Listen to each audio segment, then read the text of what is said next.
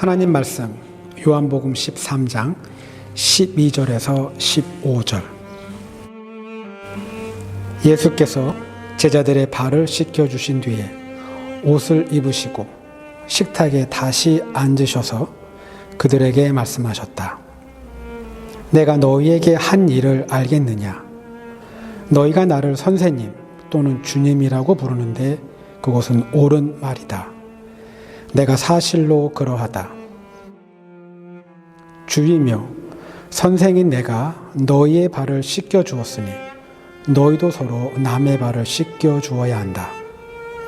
내가 너희에게 한 것과 같이 너희도 이렇게 하라고 내가 본을 보여준 것이다. 아멘. 요한복음 13장입니다. 요한복음 13장. 요한복음의 마지막 장이 21장입니다. 요한복음의 마지막 장은 21장. 우리는 꽤 많은 시간이 예수님에게 남아있다고 생각할 수 있습니다. 그죠? 요한복음 13장에서 요한복음 22장을 보면 꽤 많은 장들이 남았기 때문에 우리 예수님에게 꽤 많은 시간이 있을 거라 생각할 수 있습니다. 근데요, 실제는 그렇지 않습니다. 실제는 안 그래요. 요한복음 13장은 유월절 전에 라는 말로 시작합니다. 유월절 전에. 유월절 하루 전도 전이고 유월절 이틀 전도 전입니다. 전. 그렇다면 과연 유월절을 며칠 앞두고 있는 걸까? 그게 궁금합니다. 그 정확한 날짜는 12장을 보면 됩니다. 12장. 요한복음 12장 1절. 유월절 엿새 전에. 요한복음의 기록에 따르면 예수님이 십자가를 지신 날은 유월절 바로 전날입니다. 유월절 전날. 그렇다면 요한복음 13장은 예수님이 이 땅에서 보낼 수 있는 날이 단 5일밖에 남지 않았다는 것을 말해줍니다. 5일. 3년의 시간이 벌써 다 갔습니다. 다 갔어요. 이제 예수님은 하나님 아버지가 있는 곳으로 가야 합니다. 사랑하는 제자들과 함께 시간을 나눌 수 있는 그 기간은 5일입니다. 5일. 이 남은 5일 안에 예수 그리스도가 제자들에게 보여주고 싶은 것, 그리고 그들에게 가르쳐주고 싶은 것, 십자가에서 고난을 받고 부활하신 후 하늘로 올라가시기 전에 그 사랑하는 제자들에게 정말 전하고 싶은 것이 그분에게 많이 있을 겁니다. 많이 있을 거예요. 무엇을 먼저 그들에게 가르쳐 주어야 하나? 떠나기 전에 그들에게 무엇을 먼저 전해야 하나? 어쩌면 그분의 머릿속이 복잡할 수도 있습니다. 근데요, 제자들과 함께하는 그 마지막 유월절 절기 식사 자리에서 그 주제가 정해집니다. 저녁 식사를 하고 있을 때입니다. 예수님이 식탁에서 갑자기 벌떡 일어납니다. 그럼 일어나세요. 그분의 마음속에 무엇을 가르쳐 주어야 할지 정해졌기 때문에 그분은 일말의 망설임도 없이 겉옷을 벗고 수건을 가져다가 허리에 동입니다. 요한복음 13장 3절에서 4절입니다. 예수께서는 아버지께서 모든 것을 자기 손에 맡기신 것과 자기가 하나님께로부터 왔다가 하나님께로 돌아간다는 것을 아시고 잡수시던 자리에서 일어나서 겉옷을 벗고 수건을 가져다가 허리에 두르셨다. 교회를 조금이라도 다닌 분이라면 모두 다 알고 있는 그 장면이 바로 요한복음 13장에 나옵니다. 예수님이 제자들의 발을 한 명 한 명 모두 닦아주십니다. 다 닦아주세요. 지금 예수님이 제자들의 발을 닦아주는 이 세족식의 장면을 가만히 살펴보면 세족식, 무슨 예식이라는 말을 붙이기가 어울리지 않습니다. 안 어울려요. 왜냐하면 어떤 예식이라고 하면 순서가 짜여져 있고 각각의 절차가 차례대로 진행이 되어야 합니다. 근데요, 지금 요한복음 13장에 기록된 세족식은 전혀 그렇게 보이질 않습니다. 그렇게 안 보여요. 저녁 식사를 한창 하고 있을 때입니다. 식사가 한창 진행 중이에요. 밥을 먹고 있을 때예요. 밥그릇을 반쯤 비웠을 때 예수님이 갑자기 그분이 일어납니다. 그리고 그분이 웃옷을 벗고 수건을 허리에 동여맨 다음에 자리에 앉아서, 그전까지 자리에 앉아서 함께 밥을 잘 먹고 있던 제자들의 발을 씻겨줍니다. 조금, 아니요. 사실 어쩌면 예수님 행동이 굉장히 엉뚱하게 보입니다. 엉뚱하게 보여요. 먼저 우리가 할 수 있는 첫 번째 질문은, 왜 예수님이, 왜 그분이 갑자기 밥을 드시다 말고, 밥 먹기 전이 아니에요. 식사를 하고 계실 때예요. 밥을 드시다 말고 왜 제자들의 발을 씻겨 주셨을까? 왜? 여러분도 이미 알고 있듯이 레오나르도 다빈치는 오늘의 모임을 최후의 만찬이라는 제목으로 그림을 그렸습니다. 최후의 만찬. 그리고 많은 성서학자들은 오늘의 모임 장소가 마가의 다락방이라고 말합니다. 마가의 다락방. 최후의 만찬, 그 그림을 보면 알 수 있듯이, 그리고 마가의 다락방이라는 그 표현에서 알 수 있듯이, 오늘 모임은 가나의 혼인잔치처럼 호스트가 게스트를 초대한 자리가 아닙니다. 그런 모임이 아니에요. 다락방 안에는요, 손님도 그리고 주인도 없습니다. 이 상황을 누가는 매우 정확하게 기록했습니다. 예수께서 대답하셨다. 너희가 성 안으로 들어가면 물 한 덩이를 메고 오는 사람을 만날 것이니 그가 들어가는 집으로 따라가거라. 그리고 그 집주인에게 말하기를, 선생님께서 당신에게 말씀하시기를 내가 내 제자들과 함께 유월절 음식을 먹을 그 방이 어디에 있느냐고 하십니다 하여라. 그러면 그 사람은 자리를 깔아놓은 큰 다락방을 너희에게 보여줄 것이니 너희는 거기에다 준비를 하여라. 그들이 가서 보니 예수께서 말씀하신 그대로였다. 그리하여 그들은 유월절을 준비하였다.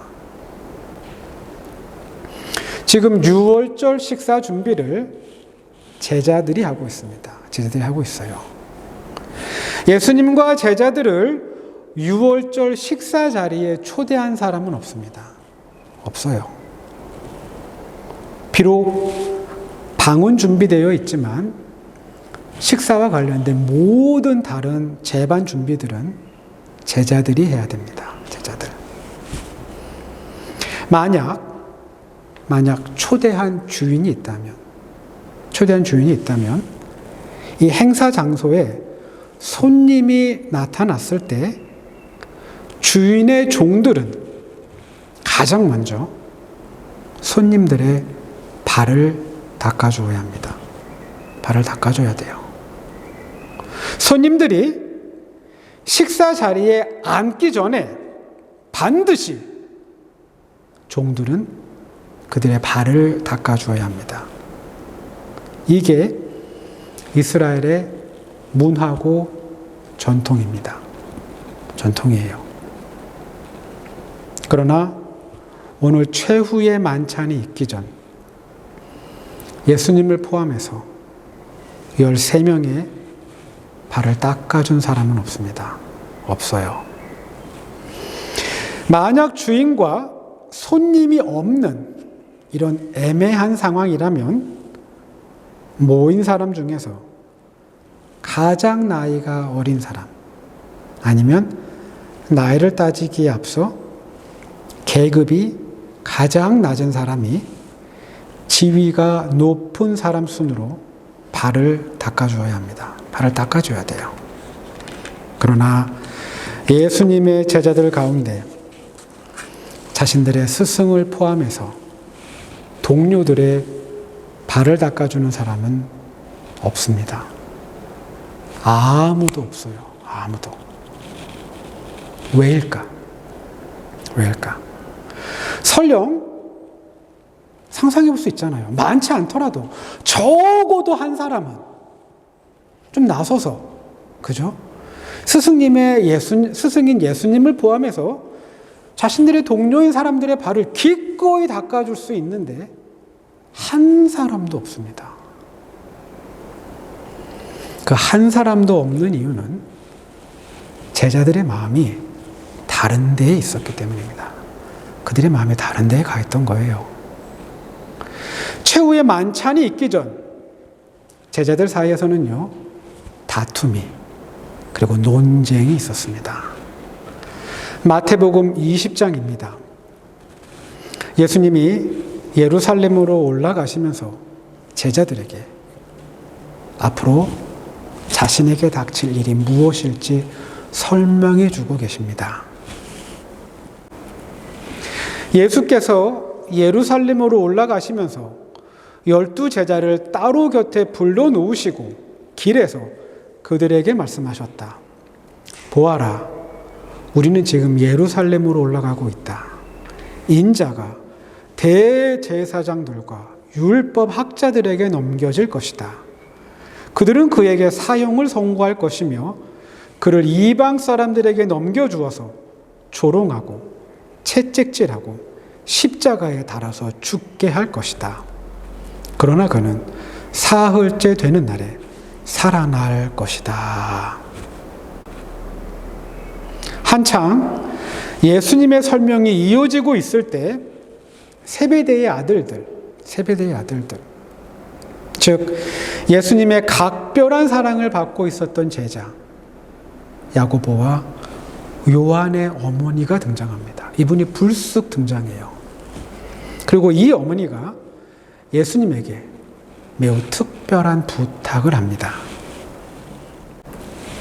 그때에 세베대의 아들들의 어머니가 아들들과 함께 예수께 다가와서 절하며 무엇인가를 청하였다. 예수께서 그 여자에게 물으셨다. 무엇을 원하십니까? 여자가 대답하였다. 나의 두 아들을 선생님의 나라에서 하나는 선생님의 오른쪽에, 하나는 선생님의 왼쪽에 앉게 해 주십시오. 예수님 곁에 가까이 있었던 사람들조차도 예수 그리스도를 인자가 아닌 메시아로 보고 있습니다. 메시아. 예수님이 자신에게 어떤 고난이 닥칠지 자세하게 설명해 주고 있지만 제자들은 귀등으로도 듣지 않습니다. 안 들어요. 오직 그들의 관심은 그들의 생각과 그들의 마음속에 있었던 건 스승이 예루살렘으로 올라가서 권력을 잡게 되면 누가 그 다음 자리를 차지할 것인지, 즉 누가 그분의 오른쪽에 앉고 누가 그분의 왼쪽에 앉을 것인지 온통 거기에 관심이 쏠려 있습니다. 야고보와 요한의 어머니가 예수님을 만나고 난 후 제자들 사이의 분위기는 험악해집니다. 험악해져요. 마태복음 20장 24절. 10 제자가 이 말을 듣고 두 형제에게 붕괴하였다. 여러분, 이 분위기가 최후 만찬의 자리까지 계속됩니다. 거기까지 이어져 와요. 누가복음 22장 14절에서 15절입니다. 시간이 되어서 예수께서 자리에 앉으시니 사도들도 그와 함께 있었다. 예수께서 그들에게 말씀하셨다. 내가 고난을 당하기 전에 너희와 함께 이 유월절 음식을 먹기를 참으로 간절히 바랬다. 예수님은 정말 제 아들과 함께 이 자리를 기다렸고 원했던 것 같습니다. 그리고 이제 예수님의 설명이 계속 이어집니다. 그분이 어떻게 고난을 받게 될 건지. 근데요, 제자들의 관심은 여전히 다른 데 있습니다. 누가복음 22장 24절입니다. 제자들 사이에서 누구를 가장 높은 사람으로 볼 것인지를 놓고 다툼이 벌어졌습니다. 만약 최후 만찬의 자리가 이런 분위기였다면 제자들 사이에서 어느 한 사람이 선뜻 일어나고 그가 겉옷을 벗고 수건을 허리에 두른 후에 스승인 예수님을 포함해서 자신의 동료인 다른 제자들의 발을 닦아준다? 여러분, 이건 불가능합니다. 이건 일어날 수 없는 일이에요. 괜히 먼저 일어나서 다른 사람의 발을 닦아준다면 이 같은 행동은 자신이 다른 사람들보다 가장 낮은 사람인 것을, 가장 밑에 있는 사람인 것을 스스로 인정하는 꼴이 됩니다. 그러므로 섣불리 좋은 일 한다고 나섰다가 예수님이 권력을 잡으신 후에 권력 서열에서 가장 낮은 곳에 위치할 수 있습니다. 위치할 수 있어요.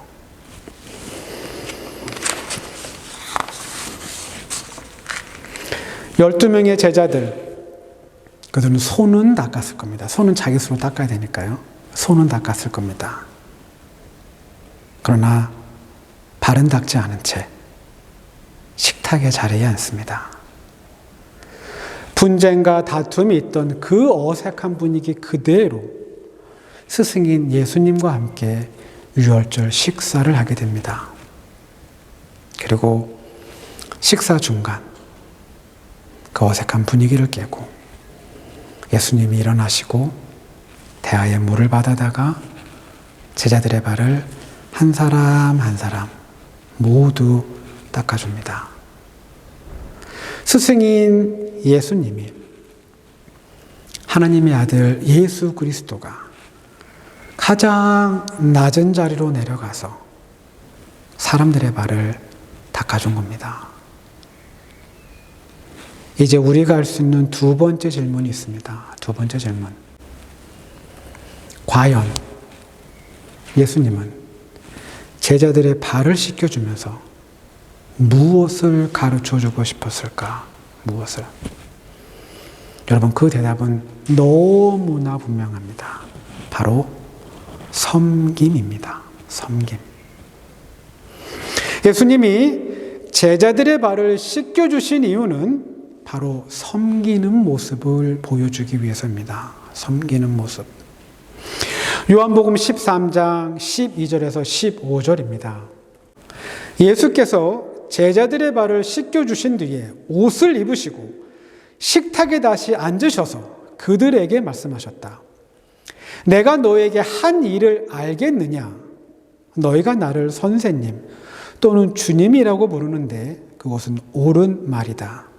내가 사실로 그러하다. 주이며 선생인 내가 너희의 발을 씻겨 주었으니 너희도 서로 남의 발을 씻겨 주어야 한다. 내가 너희에게 한 것과 같이 너희도 이렇게 하라고 내가 본을 보여준 것이다. 마태복음 20장 26절에서 27절입니다. 너희 가운데서 위대하게 되고자 하는 사람은 누구든지 너희를 섬기는 사람이 되어야 하고, 너희 가운데서 으뜸이 되고자 하는 사람은 너희의 종이 되어야 한다. 예수님께서는 이 땅에서 보낼 수 있는 시간이 앞으로 5일 남았습니다. 5일. 정말 얼마 남지 않은 시간입니다. 진짜 많은 것을 그분이 제자들에게 가르쳐 주고 싶을 텐데, 하나님의 아들 예수 그리스도, 그분은 섬김이라는 주제를 선택하셨고 제자들에게 섬기는 모습이 과연 어떤 것인지 보여줍니다. 우리는 예수님이 보여준 이 섬김을 특별한 컨텍스트 안에서 봐야 합니다. 특별한 컨텍스트가 있어요. 그래야 우리가 우리의 삶에서 꼭 해야 할 섬김이 과연 어떤 모습인지 우리는 뚜렷하게 알 수 있기 때문입니다. 그 특별한 컨텍스트는 바로 예수님의 제자들입니다. 예수님의 제자들. 예수님의 12명의 제자는 다음과 같습니다. 베드로, 안드레, 세베대의 아들 야고보와 요한, 빌립, 바돌로메, 도마, 마테, 알페오의 아들 야고보, 다데오, 시몬, 그리고 마지막으로 가롯 유다입니다. 베드로, 안드레, 세베대의 아들 야고보와 요한, 빌립, 바돌로메. 이 사람들은 모두 고향과 직업이 같습니다. 고향과 직업이 같아요. 이들 모두 갈릴리 출신의 어부입니다. 도마, 그는 출신이 정확하지 않습니다. 근데 분명한 건 그는 갈릴리 출신이 아닙니다. 갈릴리 출신이 아니에요. 마테, 그는 가버나움 출신입니다. 가버나움. 그리고 그의 직업은 세리입니다. 세리. 시몬과 가롯 유다, 성경은 열혈당원이라고 말합니다. 이들은 로마로부터 이스라엘의 독립을 쟁취하기 위해 무장 투쟁을 하는 사람들입니다. 예수님이 선택한 12명의 제자들, 여러분 누가 봐도 이들은 한 팀이 되는 게 어려워 보입니다. 이들이 한 팀이 되는 게 힘들어 보이는 사람들이에요. 출신, 직업, 그리고 생각하는 것 모두 다릅니다. 달라요.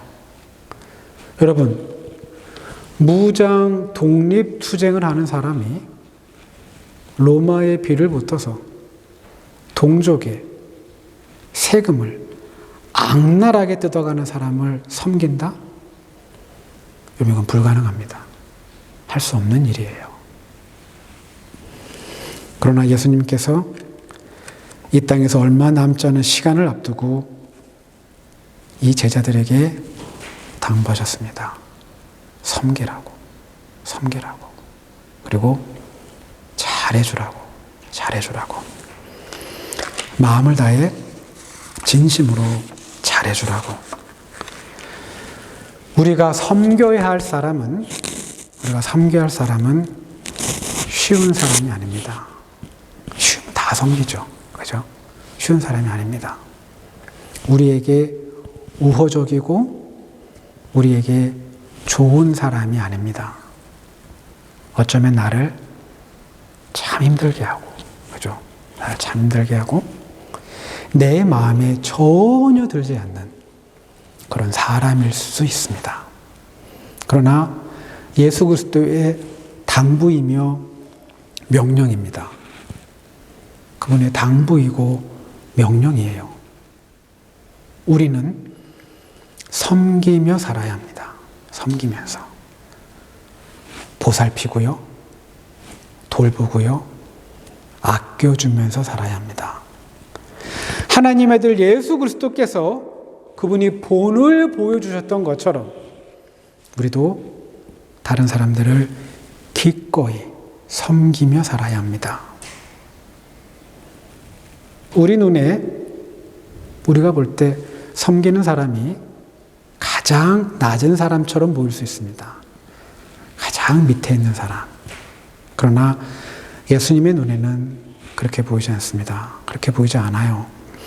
주께서 말씀하셨습니다. 너희 중에 높은 사람이 되고자 하느냐? 너희 중에 으뜸이 되고자 하느냐? 그 사람은 남을 섬기는 사람이 되어야 한다. 하나님의 아들 예수 그리스도의 눈에 섬기는 사람이 가장 높은 사람이며 가장 존귀한 자입니다. 우리의 일상에서, 우리의 평범한 일상에서 기꺼이 낮은 자리로 내려가고 사람들을 마음을 다해 돌보고 아끼며 사랑을 베푸는 우리 모두가 되기를 소망합니다. 기도합니다.